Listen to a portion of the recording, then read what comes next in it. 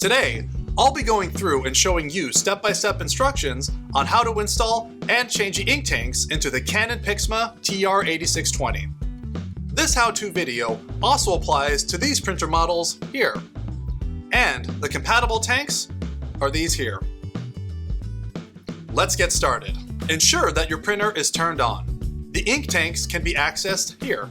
When it is on, you can proceed to opening its cover. If you are replacing an empty ink tank, be sure to remove the old tanks before starting. Now that we're where we need to be, we're going to take the ink out of the packaging. Hold the ink tank with the orange protective cap pointing up, while being careful not to block the Y-shaped air hole. Then, lift up the tab on the orange protective cap to gently remove it off. For this printer, your magenta ink is located farthest on the left, followed by your black ink, then yellow, pigment black ink, and lastly, your cyan, which will be on the far right. Now, press the front of the ink tank to release it, and then remove it from the slot. Make sure that you insert your ink tank into the slot that has the same colored letter as the color you are installing, and make sure not to touch the gold contact points. Repeat steps 3 through 5 for each ink tank you are replacing.